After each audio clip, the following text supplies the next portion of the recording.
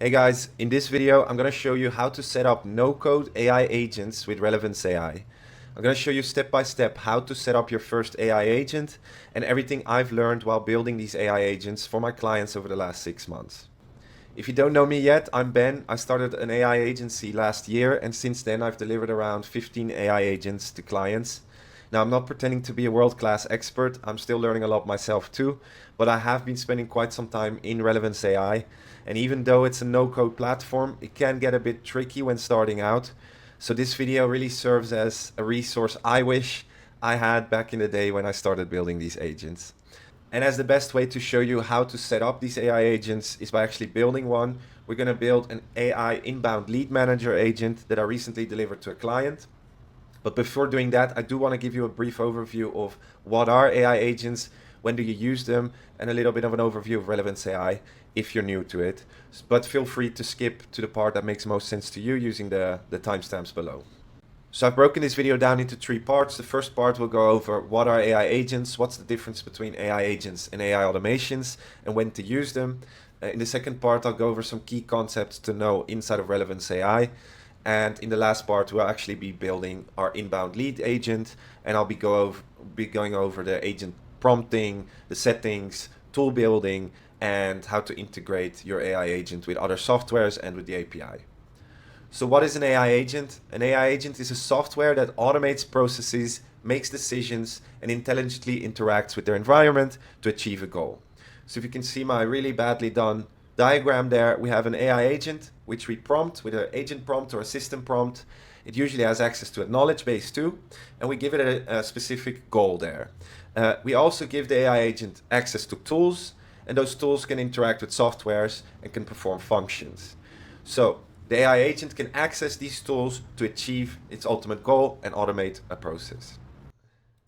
Now, a common question I get asked a lot is what's the difference between an AI automation setup and an AI agent setup?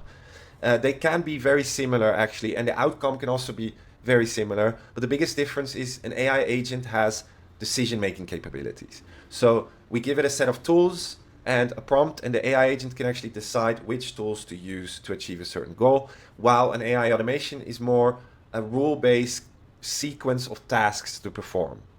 So when to use when, in my experience, although you can achieve many of these automations with both, in my experience, the best use cases for AI automations in a platform like make.com, for example, are more of these repetitive rule-based tasks and workflows, less complex systems in general, and more predictable workflows.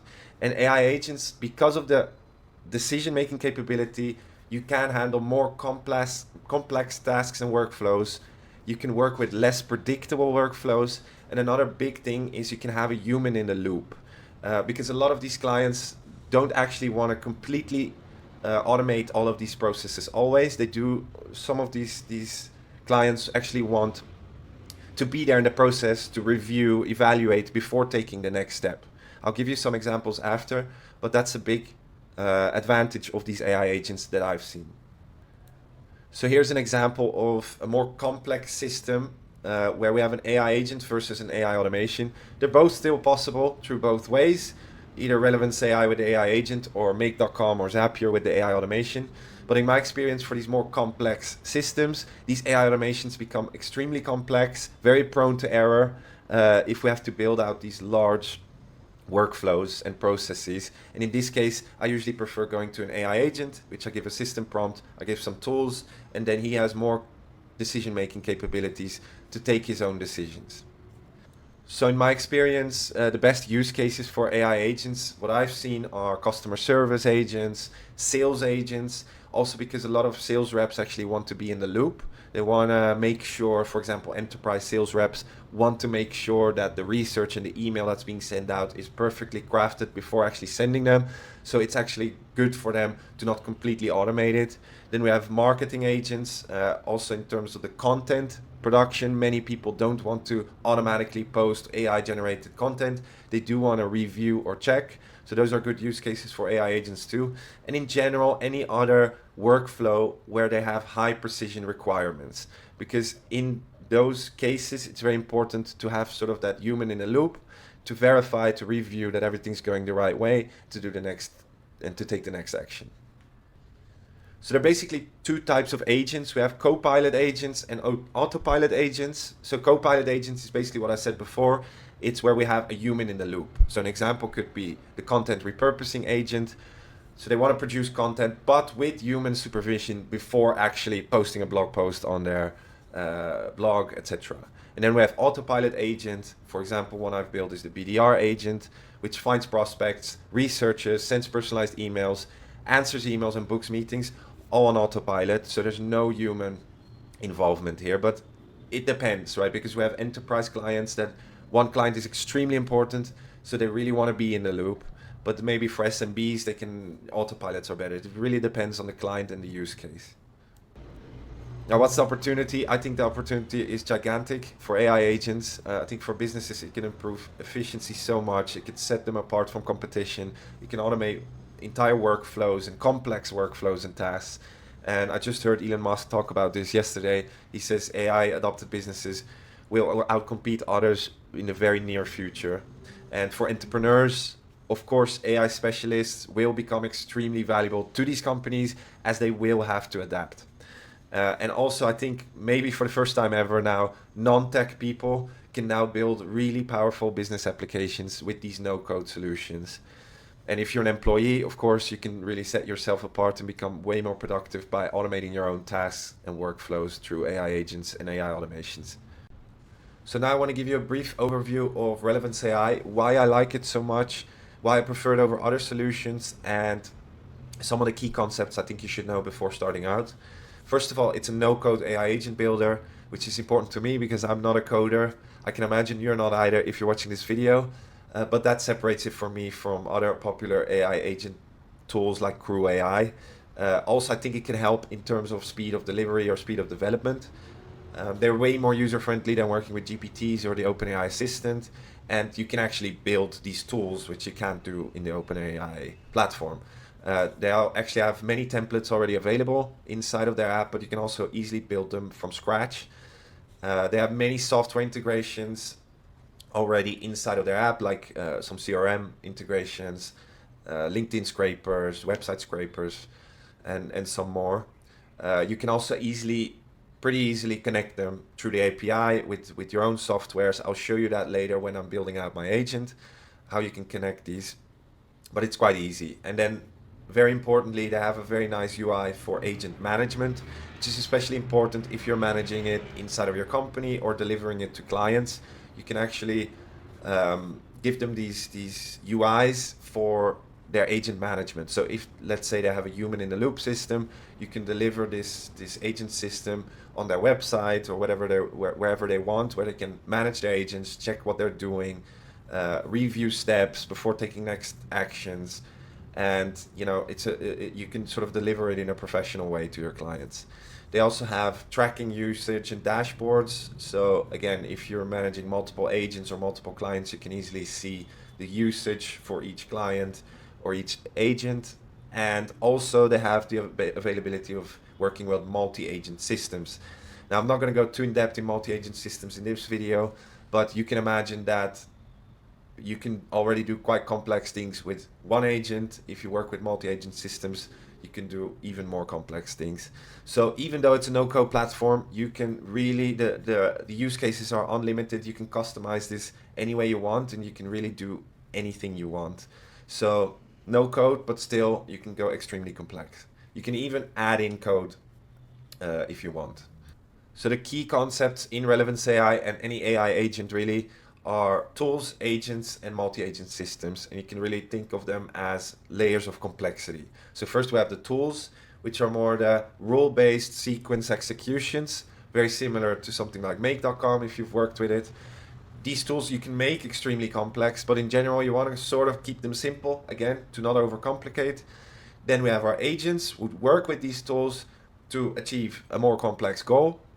And then we can work with multi-agent systems where we can either let one agent report to another agent or even report to a manager that manages multiple agents. So how do these AI tools actually work? I'm going to show you later in this video step by step how to set it up inside of Relevance AI, but I just want to give you a quick overview. Basically, these tools, again, are rule-based sequences of steps. We have access to variables, LLMs, softwares and APIs, and a knowledge base inside of these tools. And with that combination, we can build quite powerful things. So if we take an example of building an email personalization tool, we can first of all decide the user input of the tool. Now let's say we only have access to a name of a person. So we put our user input to a name and we store that name into a variable, right? Which we'll use in all the next steps. Now the next step we're going to take is, for example, do a Google search API, call the Google search API, where we're going to try and find the LinkedIn of this person. Because we're going to personalize the email based on the LinkedIn. So what we do is we feed the variable to the Google Search API plus LinkedIn. So the Google Search API is going to look for the name plus LinkedIn and gets basically the entire Google Search results back. Then we feed those Google Search results to the next step, which is an LLM step, an AI step, where we say, analyze these Google Search results and please find the LinkedIn URL of this person's name. So let's say this LLM outputs the LinkedIn URL. We can then add it to the next step, which is our LinkedIn scraper, which is going to scrape the data from this person's LinkedIn. And then we can feed that to the last LLM step, which is write a personalized email based on this person's LinkedIn data. So this is just a simple tool, but you can imagine you can make these very complex if you chain together these different steps and sort of make a combination between these softwares and LLMs. You can do quite some interesting things. Again, in general, I recommend to not make them extremely complex because, again, this is very similar to make.com. In general, rule of thumb, no more than 10 steps. If it gets more than 10 steps, it's better to actually create multiple tools and give it to an agent, just in terms of complexity, and it will be less prone to error. That's in general what I do. So how do these AI agents work in Relevance AI? In Relevance AI, we have some nice extra features for these AI agents. We can trigger them from softwares with, for example, they have native integrations with Gmail or some CRMs. So we can trigger these agents automatically, for example, when a new lead comes into a CRM. Then, of course, here we have the core instructions, which is basically the system prompt. Then we have the flow builder, where we can basically give it some extra instructions on how to behave in certain situations, which I've noticed helped a lot in terms of performance of these agents. Then we have abilities here, where we can actually label. So the agent will be able to label tasks he has done. For example, if his sequence of this agent is first research the lead and then send an email, when he has researched the lead, he can label it. So you can see in your UI, research lead, and when you send the email, you can label it again, email sent. So you have a nice overview in your UI of where this agent is in his process. Then we have sub-agents where we can work with the multi-agent system and some other settings, which I'll show later in this video. And lastly, we have the multi-agent systems. Again, I'm not going to go over that in this video, but you can imagine you can build very complex workflows and systems with multiple agents. So now I'm going to go over the agent we'll be building today. I'm going to show you step by step how to set this agent up, but I just want to give you some context before we start building. This is an agent I recently delivered to a client. Of course, it's not the exact setup because I can't show you that, but it's a replica of that. So what was the client case? In this case, this company was a B2B financing solution from Denmark. They're actually a startup, but they're quite big. And they had some issues mostly with managing inbound leads. So their sales reps were wasting a lot of time on these inbound leads. So what happens is this company, their main target is really enterprise clients, right? So their sales reps, most of their time, they actually spend trying to do cold outreach or trying to contact these enterprise clients to get these in. But the solution is also available for SMBs. And they did get a lot of inbound leads in through their website, through a contact form with these more SMBs. And these sales reps had to manage both the SMB leads and the enterprise leads. Now, the process of handling these inbound leads was very inefficient because these sales reps were basically overloaded with inbound leads. They were spending way too much time on bad leads, too little time on the actual good inbound leads. They had no time to research these inbound leads. They were really badly prepared for calls. And in the end, just a lot of time wasted, low conversion rates. And this is where we really tried to solve this pain point for this company with an AI agent. So The goal of this AI agent was really to help sales reps prioritize inbound leads, research, and in the end, convert more. So what does our agent do? It really completely manages sort of the workflow of these inbound leads. So it automatically researches these leads when they come in. It updates the CRM with these new data points. It scores the lead, so these sales reps know which leads to call first.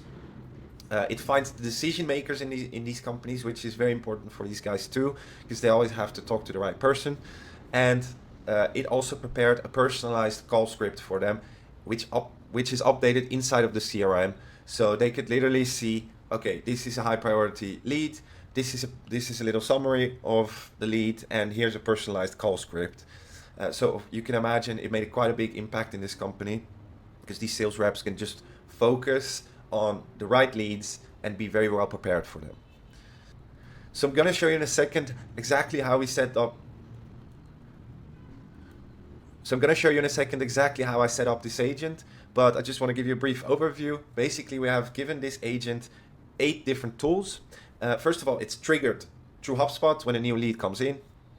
Then what we do is we automatically use the lead researcher tool to find relevant information on the lead and the company. Then based on that information, we score the lead, basically prioritizing the lead for the sales reps. How good or how bad is this lead? Then we update that information into their CRM. We then try to find the decision maker, because it's very important for these sales reps when they're in the call that they know who they have to get to in the end, and it will really help them perform better in these sales calls. So we'll try to find the decision maker. This is not always possible with public information, but if we find the decision maker, we're also going to do some research on this decision maker. We're going to update the CRM with the decision maker info, and then we're going to generate a personalized call script on all this research data, and again update the CRM with this personalized call script. If you didn't find the decision maker, we'll generate the call script without that information. So this is a simple layout of how this tool is set up. Now I'm going to show you the Relevance AI dashboard and how we set up this agent. So now I'll show you a quick demo of how it actually works, and then we dive into how you actually set this up. By the way, the template is available for free in the description below, so you can literally copy and paste this entire AI agent setup into your own Relevance AI and adapt it to your use case. So here we are on the Relevance AI dashboard, in the agent dashboard, agent management dashboard. So the way this works is the agent gets triggered as soon as a new contact is formed or made in HubSpot. Now, of course, we can't use their actual template, so I just set up a quick contact for myself. So the way this works is, if we have a new contact here, this is just an example, and someone signs up and we get an inbound lead, this triggers a make.com automation. The make.com sends the data to the HubSpot and creates a new contact, and that triggers our AI agent. So if we go back right now, we can see a new one was triggered. And here we can see our AI inbound lead agent is working. So in the background, you can see what it's doing, right? So it's first using the lead researcher tool. So it's researching the lead. For example, this past one, you can see it labeled what it has done, right? Lead research and scored. So if we go back to this one, you can see 5 steps performed in the background. So he's researched the tool, he scored the lead, he's updated CRM with the lead info, he has tagged now the conversation with lead researched and scored. So you can see this always here and in the sidebar where he is in the process. Now he's trying to find a decision maker. You can see in the end, it will also give you a summary of everything he's done. So he's found a decision maker. You can see new decision maker found.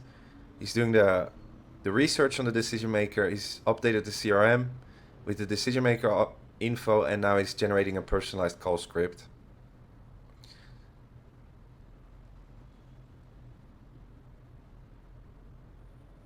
So this is an autopilot agent, right? So we literally don't have to do anything.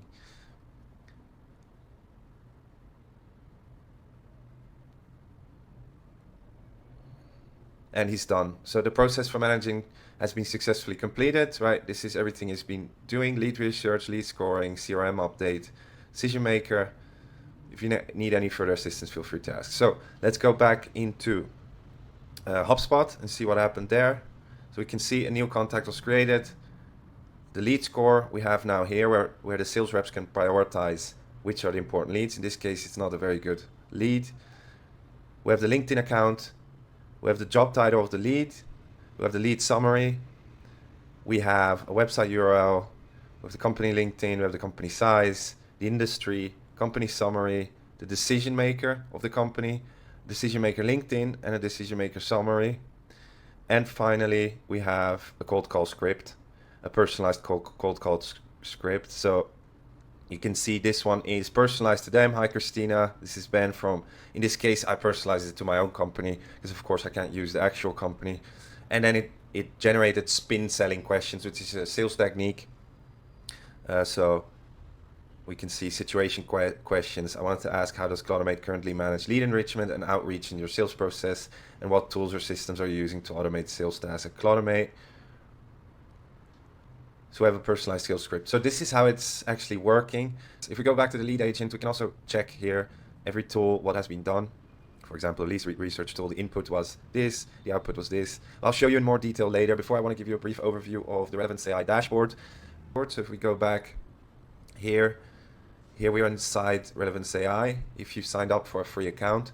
About the pricing, by the way, you will see that the first paid plan is $200. Don't be scared by that because you don't actually need that one. You can go with the free version and where you get 100 credits per day. And then you can buy extra 1,000 credits for $2. Now I can tell you, especially if you're starting out, you can do quite a lot with 1,000 credits. So don't worry about the pricing. If you want to learn more about the pricing exactly, let me know in the comments and I'll give you some more information. But it's not expensive to build your first AI agents. So here we are in my agents. These are all the agents I've built.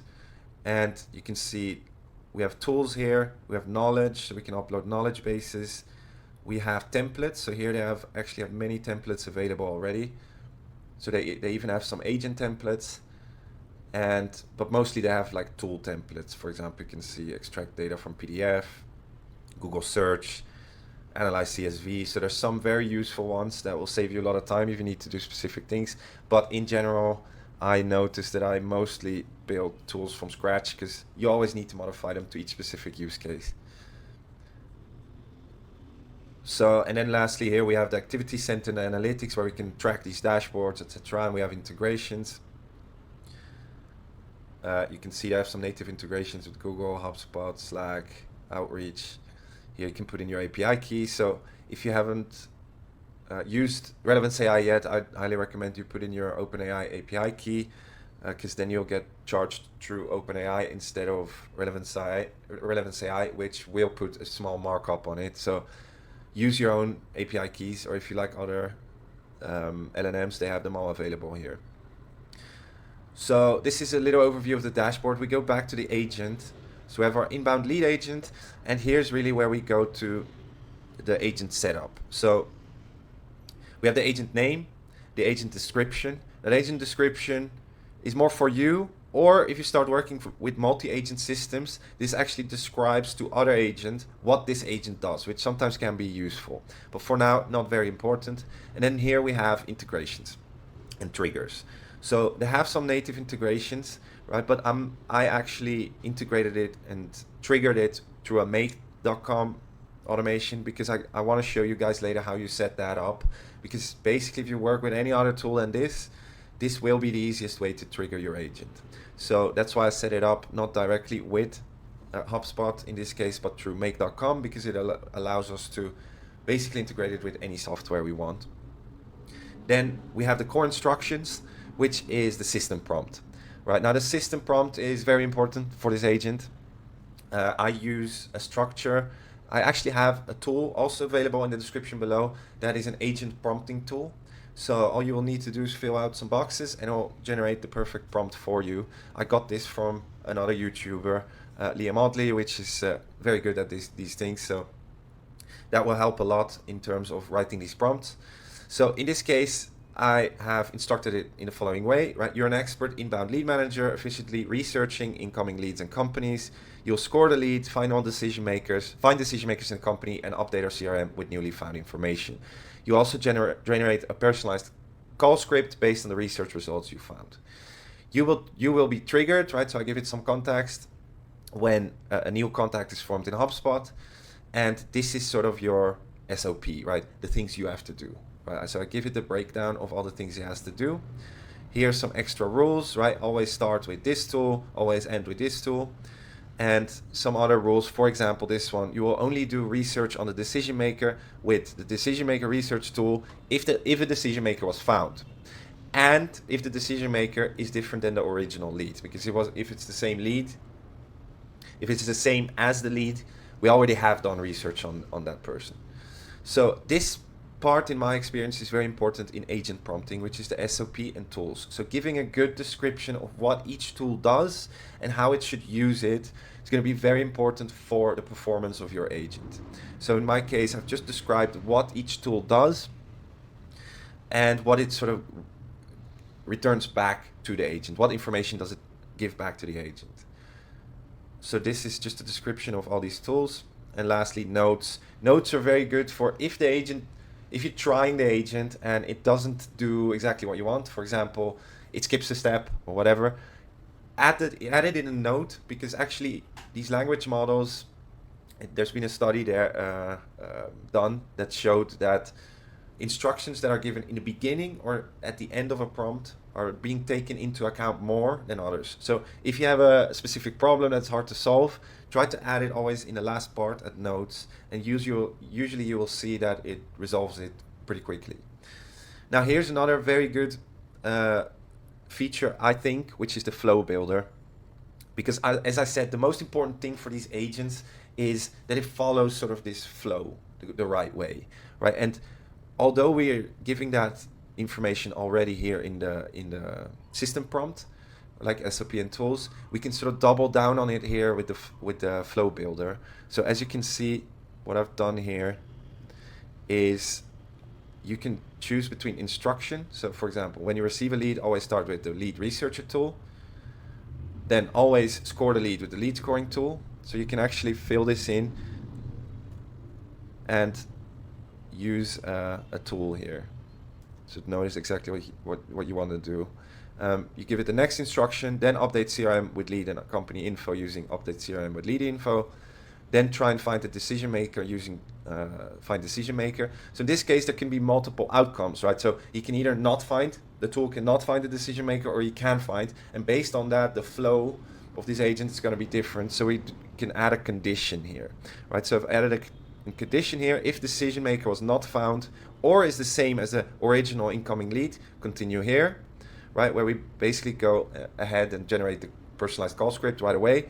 If the decision maker was found and is different from the original lead, then research decision maker using this tool. Then update the CRM with the decision maker info. And lastly, we can get them together into the updates, generate the personalized call script. So I like this feature a lot. In my experience, it improves the output a lot. I can see actually I have a mistake here because I need another step of generating the call script. But as you saw, it actually did it correctly. So the system prompt was good enough. Then we have another interesting one here, which is labeling tasks, which is if you're really using the UI of these, it can be helpful because you can have that list here on the side, right, where you see the tags of what it has done, right? So if you have loads of different tasks, you can see exactly where each one is, what it has done, what it has not done, etc. So basically we prompt that too, right? So we can here give it the name, lead researched and scored.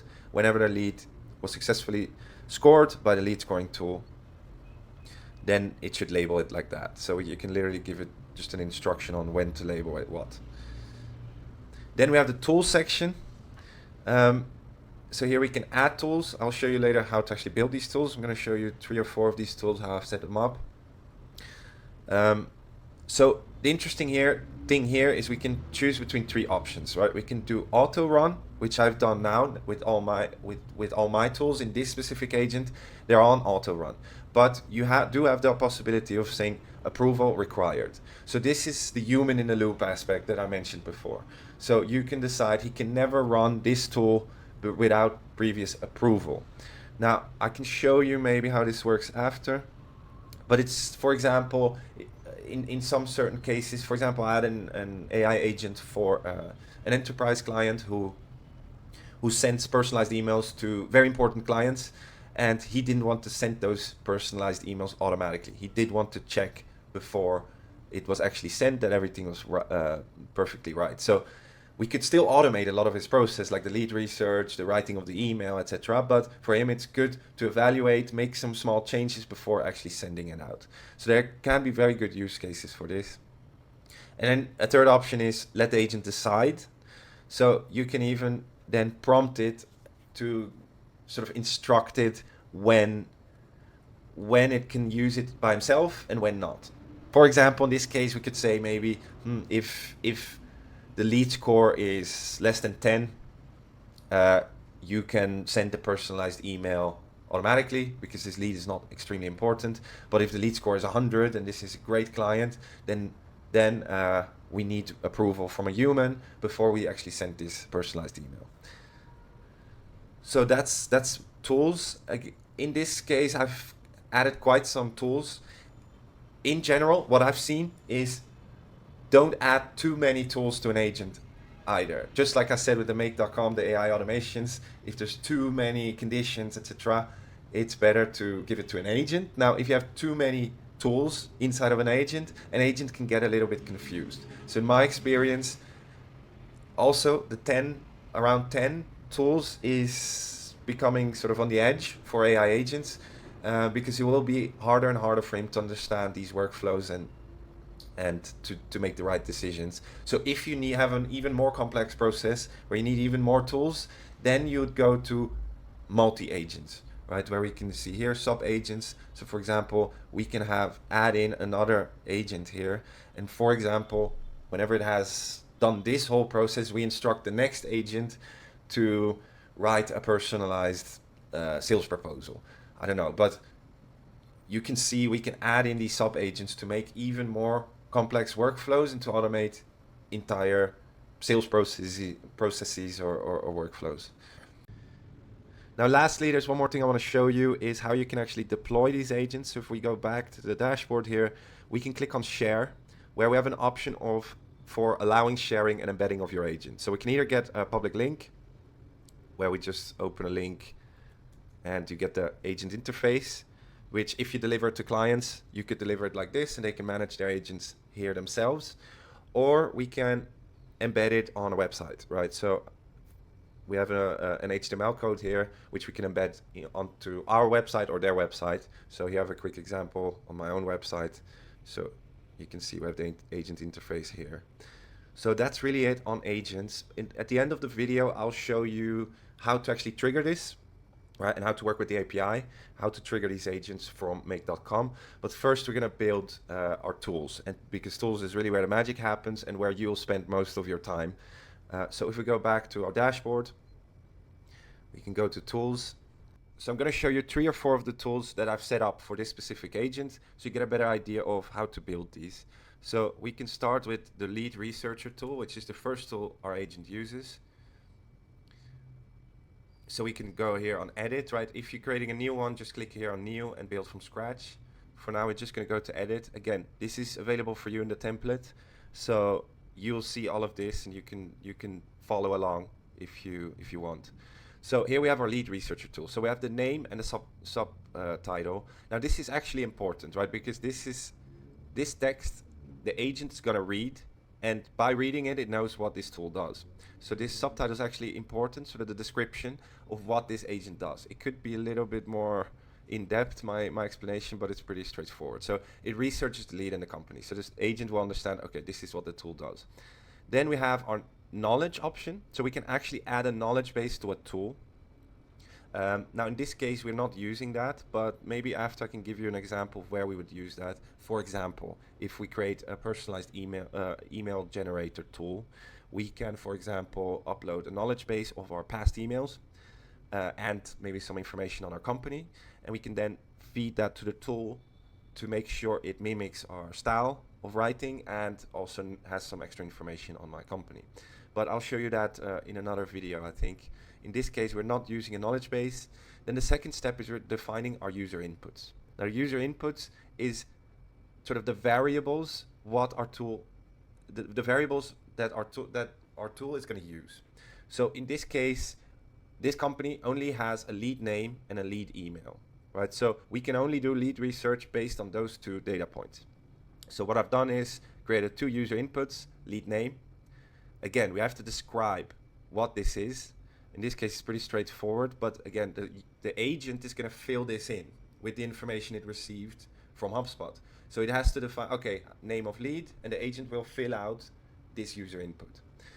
Now, the important part here is we save this data into a variable. So we call this variable contact name. So we can change the name if we want, but we've called it contact name. And also we have the lead email, right?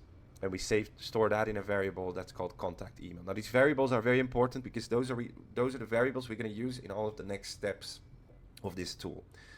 Now we can decide to put in more or different types of user inputs. So we can say long text input. We can do files. We can do tables, JSON, checkboxes. Anything's possible. But for now, this is all we need. And here you can also define if it's required or not. So for example, in this case, we need both of these data points to actually do the research, so they're required. And we know we have them, right? If they're not always, in the next tool, you'll see one where we have an optional one where I can explain it. So how does this work? Again, it's a task, a role-based sequence of tasks, right? So what we do here is you can see we have sort of a chain of tasks that this tool has to perform, right? So I divided it up here. I added in some notes. So first we research the company, and then we research the lead, right? So how do we actually do this? So in this case, we started with an LLM, right? An AI, which is basically just a prompt, right? So in this case, we've used GPT 3.5 because it's a very easy prompt. It's not a difficult action, and we want to save some money. So what does this prompt do? Basically, what we're trying to do in this prompt is trying to get the company website from this lead. Now, we already have the email, right? And by far the majority of these emails that come through are work emails. So we know that the domain part of the email is most likely the website. So we have a simple prompt that says, please extract the website of the following email. So here's the key thing, right? We've prompted it and put in a variable, right? With a variable put in, but using these double brackets, and then we can just choose the variable. So here we'll fill out the email, and then I instruct it to only take the domain name and add HTTPS in front. Don't output anything else. So here we get the company website as an output. So I can show you this in an example so we can see step by step what this tool does. So I've just put in the example we used earlier, and I'm running the tool right now just to give you a better overview of how this actually works. The tool is running right now and doing everything. So we go step by step. So that first step, you can see the output of that first step is the company website, right? So again, we're going to store this in a variable, right? Company website. So this link now is stored in this variable, which we can then use in our next step. So the next step, we're going to try and find their LinkedIn. Why? Because in their LinkedIn, we have a lot of data available that is very useful to this company. So we're going to do a lot of research on this company based on the lead's LinkedIn and the company LinkedIn. But first, the tool has to actually find those LinkedIns. So what we do is we use a Google search step. So this is already integrated into Relevance AI. It's basically a Google search API, so where we can define the query. So what kind of Google search does it have to do? Well, in this case, it has to look for LinkedIn plus the website. And we use the website by putting in the variable. So basically, it's just doing a Google search with LinkedIn for the website. So the output of this tool, of this step, is basically a Google search result. You can see we have all the results here. Now, what we do then in the next step is we do another AI step, LLM step, where we instruct the AI to find the company LinkedIn URL out of this Google search results. So again, we give the LLM this variable inside of this prompt, and we instruct it to say, please find the most likely company LinkedIn URL of this company of this company, which we put in the variable. So if you want to look at this in depth, I highly recommend downloading the free template, because then you can read these prompts in detail. But you can see you're an expert researcher that specializes in analyzing Google search results and extracting the most likely company LinkedIn URL of the following company, right? Where we put in the variable of the company. And here below, we give it the Google search results. Right, so this basically stores all of this data. So you can see the output of this tool is the company LinkedIn.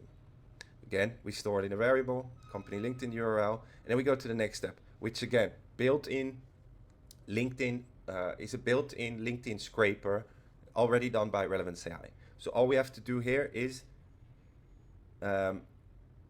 put in the URL of the LinkedIn. Now, of course, we have that stored in this variable. So all we do is add in this variable here. And in this case, it's a company. We can choose between user profile, user post, or company profile. In this case, it's a company. So you can see the output of this tool is a scraped data from a LinkedIn profile. Right, so we have a lot of information here about the company. And here's basically the last step in our research on the company, which is, again, we instruct the AI with all of this data to extract some specific data points, like company industry, company summary, employees, etc. So again, here we fed it the variable of the scraped LinkedIn profile. Now, here's an important thing, because in this case, we want to have multiple different data points from this company. For example, in this case, we have here company industry, the company summary, and the employees, the amount of employees. Now, because we have multiple outputs in this tool, and we sort of want to separate these outputs, we don't want to have one big sort of text that says this is the company industry, because we can't use that inside of our CRM. In our CRM, it's separated in different blocks. So we want to separate our output. So how do we do that? This is a very important trick to know in Relevance AI, because it will help you a lot. Whenever you will come across a lot of these situations where you need to multiply the output. And the best way to do it is by instructing the LLM to say, to output your findings in a JSON format. You don't have to know what a JSON is, but if it does that, you can see it's just basically a piece of code, and it separates it like this. Now what we do then is we use a step that's already built in Relevance AI 2, which is convert a string to JSON. So we're gonna convert this answer into a JSON, and you can see here we actually have multiple outputs. So instead of one block of text that says IT services and IT consulting, we have it separated. So very easy here, right? How do you add that? You just go convert string to JSON, right? And there we put in the variable. So that's a very useful feature. Now we have the company information, but now we also want to research the lead. So we do a very similar process, right? We do a Google search, but in this case, LinkedIn with the name of the lead and the company website, just to get it a little bit more clearer, because sometimes, you know, there's a lot of people called the same way, so it will get confused. We give it an extra data point. And again, similar prompt, right, to try and find the LinkedIn, and you can see we found the LinkedIn here. Again, we store it in a variable, we scrape the LinkedIn, and again, we instruct an AI to extract the right data points from that LinkedIn profile. We instruct it again to output the findings in a JSON format. We add in the extra step to convert the string to JSON to have it separated. And that's it. That's our lead researcher tool. So you can see here our tool output, because we separated all of these outputs, is all of these data points: company LinkedIn URL, company industry, number of employees, lead summary, company summary, lead LinkedIn URL, company website URL. So we have everything here. Here we can actually decide, do we put it manual or last step? Now, we gathered a lot of information in the previous steps, so that's why we're using manual, because what we're doing here is defining our output variable, meaning we need all of this information from the previous steps into our final output. We don't want only this last step output, because there we don't have the company data points, for example. So we do manual, and then we can just select here. So for example, if I want to add another one, I can show you quickly. There's a buggy. I can't show you. But yes, that's how it works. If you only need the output of the last, you can just do last step. So this is a brief overview of how these tools work. Here you can easily navigate. As you can see, and we also have some extra settings here. We can do a run timeout. For example, if it runs longer than a certain amount of time, it times out. We have our API keys. And you have to play around with this a little to get good at this. You can see there's lots of things already in here, but that's it. Like maybe I can show you some advanced settings of the LLM. So here we have the AI step, right, where we can actually define which model we will use. So in this case, I've used the GPT-4o. We can decide exactly which model we use, and also which provider. So we can use Anthropic, we can use Google, Grok, anything really. Now, so you can see these tools can already do pretty powerful things, and actually you don't need agents. You can also use only tools. So if you maybe have a more simpler workflow, you could also just connect a tool to a software or trigger a tool from a software, output the information we got from the tool back into another software. So we could set up in make.com, for example. I have one in one of my previous videos, which is the lead researcher tool, or lead qualification setup. In those two setups, I literally just connected a CRM with one of these tools, and the information we found here we output back into the CRM. So because it's a simpler setup, all we can do is build one tool and that's it. So how do you actually do that? If you go back to use, here we have two options, which is run in bulk, which is also an interesting tool. I have another video on that. How do you scrape LinkedIn in bulk? We can simply add a spreadsheet here and run our tool on a spreadsheet and basically output all these outputs into the spreadsheet. And then we have the API where we can connect this tool to other softwares. I'm gonna show you how to set that up, and also with the agent later in the end of this video. But for now, I want to show you 2 or 3 other tools. So we can go back, and now I can show you maybe how we update our CRM. So after that tool ran, right, and we have the research data, we want to update that data with some lead info. Right, so in this tool, what we've done is we've integrated with the HubSpot API. So again, we've instructed the agent with what this tool does, right? Update CRM with lead info, updates HubSpot CRM with the lead info. Right, now in this case, the user inputs, we have many, because all of these data points we previously gathered from the research tool, we're gonna now put into this tool, or the agent rather is gonna put that into this tool to update our HubSpot. So here we have our HubSpot contact ID. Now that's important to identify which contact it has to update. Now this is the information the agent gets from make.com, right, in this case. So this is the information that the agent got, in this case the HubSpot ID. So again, the agent is going to fill that out, right? So this one's required because it can only update that contact if it has the contact ID. Now the rest of them is optional. Why? Because sometimes the lead researcher tool does not find all of this information. Sometimes some information is lacking inside of their LinkedIn profile, or sometimes they don't even have a LinkedIn profile. So all of these are optional, but the agent will fill it out if it has the information. So we have the job title, lead LinkedIn URL, lead summary, company website URL, company LinkedIn URL, company size, company industry, company summary, and the lead score, which was another tool we had, but I'm not going to show you right now. So we have all of these user inputs, which will again store in variables, and then we're going to run our HubSpot API call.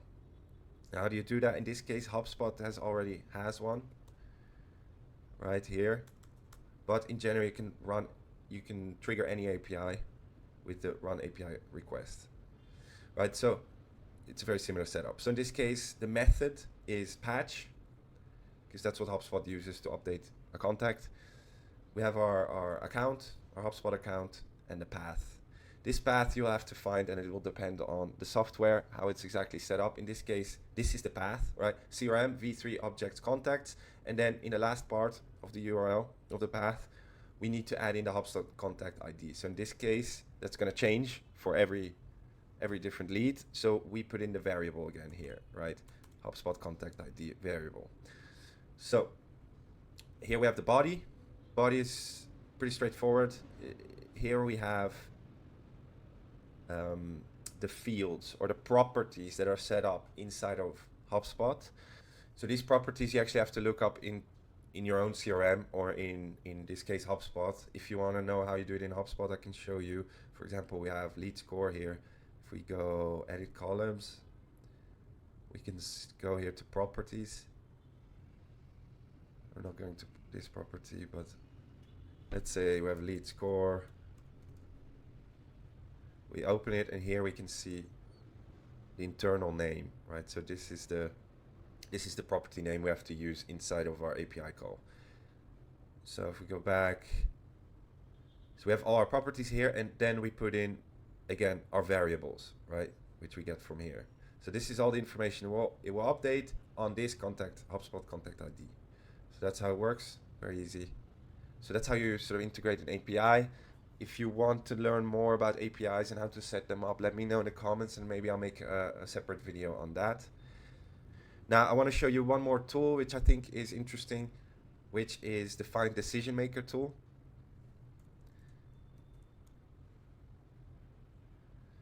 So the way this one is set up is in the following way. So in this case, we've set the user input only for company URL, which is of course what our agent already found through the lead researcher tool. So we have the company URL, and with the company URL, we're going to do a Google search for this company URL plus impressum. So in this case, this client operated in the German market. Now in Germany, you have legally you're required to have an impressum page on your website where basically your decision makers and CEOs are listed. So this is an advantage in Germany that almost all companies have this onto their website because they have to. So basically what we're doing is a Google search. So we can try it again with the same company. So you can see how this works. Cloudomate. We can run it. So you can see we get some Google search results back for that specific page. And then again, we instruct an AI in the next step. You're an expert researcher that specializes in analyzing Google search results and finding the impressum page. Right, so you can see it found the impressum page. And then what we do is we use web scraper, right? Also built inside of Relevance AI already. If you click here, you see extract website content. So what we do is, of course, we put in the variable of that page in here, and we scrape the website. And in this website information, there should be a specific name, which in German is called Geschäftsführer, which is the decision maker of the company, the most likely decision maker of the company. So the next step is like analyze this website and extract the name of the person who's mentioned as the Geschäftsführer. So you can see it found the decision maker. And again, now that we have the decision maker, we basically rerun that sort of research tool I showed you before on the decision maker to find his LinkedIn, to scrape the data of his LinkedIn, give us a little bit of a summary, etc. Now these are a few of these tools that we've set up for this specific agent, but you can imagine the amount of possibilities you have by building these tools. I can show you one more, which is not related to this agent, but where we actually use a knowledge base. Let's say this one. So this is one tool I use in my inbox responder agent, where I'm also going to make a video on that one. But in this case, we've equipped it with two different knowledge bases. So it's basically just a CSV file in this case, where one is FAQ about my company, Force Factory. So just some knowledge, general knowledge. And the second is a past email replies. So I have two knowledge bases because what I do with the past email replies is basically try and get the AI to mimic the style or tone of voice that I have when writing emails. And in the Force Factory FAQ, I just have some information about my company that if, let's say, someone has a specific example that's not publicly available, it can use that knowledge base to answer that question. So in this case, our user inputs are email content, some others, thread ID, message ID. I'm not going to go in depth in this one. I'll do that in the other video. But you can see in this AI, I use, again, these knowledge bases as a variable. So past emails and knowledge. Right now, you do have some extra settings here on how to use knowledge. So we can go here, how to handle too much content, which is good because if you have a huge knowledge base, we don't want to overload the AI and also pay a lot of money to get that information. So we can go here and select most relevant data. So it will do, in that case, it will do a vector data search, which basically tries to find the most similar relevant data. But I'll give you more information on the knowledge base in another video. So there's one more thing that I want to show you that is very important in these tool building, which are conditions. So you can basically set up conditions for when a step should run or when a step should not run, which is going to be very useful, and I'm going to show you. For example, we have actually a variable here set up which says this is the step where they scrape the LinkedIn profile, right? So in this case, we have a variable set up, which you do right here, right here, and you do condition, right? So add condition, it will say normally. So I already have the condition here. So my condition basically says company LinkedIn URL, which is this variable, includes HTTPS. So why did I do this, right? Basically it says only run this tool if the output of this one, and remember this tool was looking for the LinkedIn profile based on the Google search results. So only run this tool if the output of this one includes HTTPS. Why? If this previous step doesn't find a URL of the LinkedIn, it will probably say something like LinkedIn profile not found. Actually, I instructed it here to say company LinkedIn not available, right? So if you can't find the LinkedIn URL of a company because it doesn't exist or whatever, it will output company LinkedIn not available.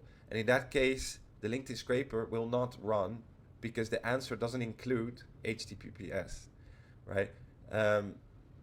So why do I do that? Because if it actually starts putting in, let's say it didn't find the LinkedIn and it says company LinkedIn not available, it will fill that into this variable, and then there will be an error in my tool, right? Because of course it can't run a LinkedIn scraper on a non-LinkedIn URL or just some text. So the tool will run into an error and basically the system crashes, right? So these variables are very important to know how to set up. So they're done with JavaScript. I think actually they added in a new feature where you can add conditions. Yes, so we can select a variable, contact name, does not equal, right? So we can set it up like this, or we can do it ourselves, because in this case, we don't have the includes option. So that's why I wrote it myself. But yes, you can see, you can do it without code here either. Now, lastly, I want to show you how you can trigger your agent from any software you want, really. So for that, we have to go back to the agent. And here we go to agent setup, where we have our triggers, right? So integrations and triggers. So in this case, we go to API. And here we have the information to connect our API. So in this case, we're going to use Make to basically be able to connect it to any software. So in this case, I made a scenario here in Make. So in this case, my scenario, right, gets triggered by a contact form.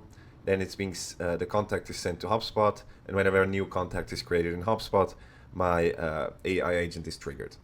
Of course, for the company, this was not the same setup because they automatically got their clients, their inbound leads into their CRM. So all the trigger was HubSpot to the AI agent. So let's say you're working with a different CRM or a different software. All you do here is create a new one, like let's say Pipedrive, another popular CRM.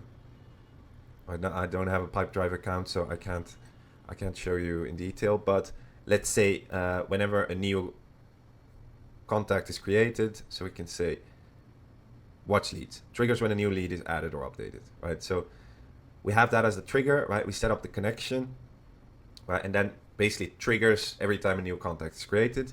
And then we have to connect it to our AI agent. So in this case, we're going to set up an HTTP model for Relevance AI, for our AI agent. We're going to go to the make a request. And for Relevance AI, it's always going to be, the method is always going to be post to trigger these agents.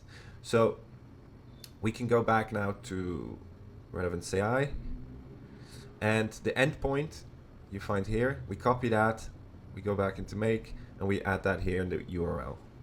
Right now, we have to add two headers. So we're going to add two headers. The first header you can find again here. If you go back, you can find here in the sample curl, you'll see content type application JSON. So this will be always the same. So you can literally copy that. So the first header is going to be content type, and the value is going to be application JSON. Then for the second header, we go back, and here you find authorization, right? That's the second header name. And the value is going to be your API key. So the API key you'll generate also from here.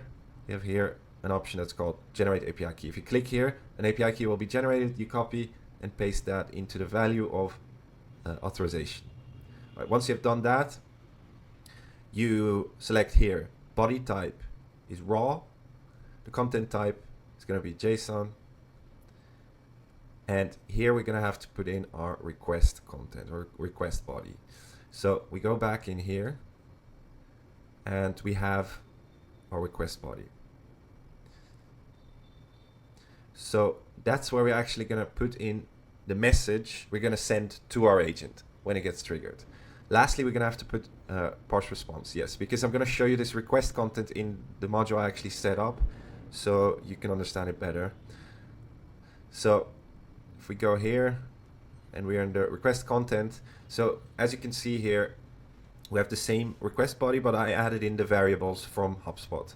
So first one, we have role is user, we can leave that as it is, and the content is what we're going to send to our AI agent.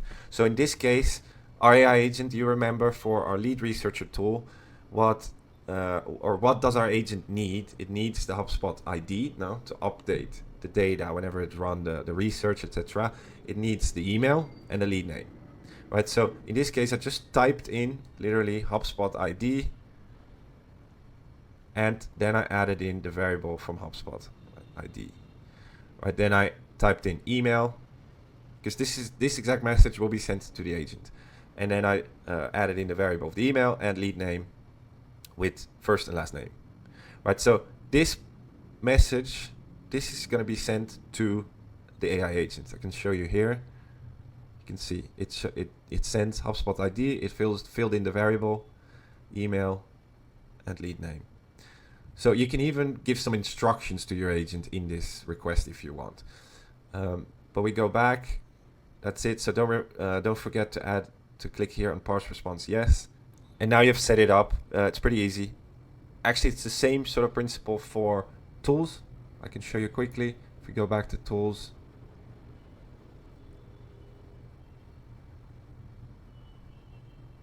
get a random tool.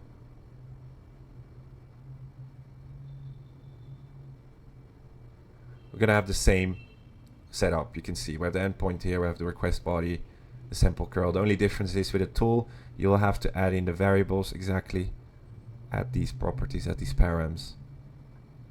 But that's it. It's the same way of doing it. So that's it for connecting it with an API. With Make, you can really use any software you want. There's one more thing you should know, which is note that synchronous triggers only last for 30 seconds.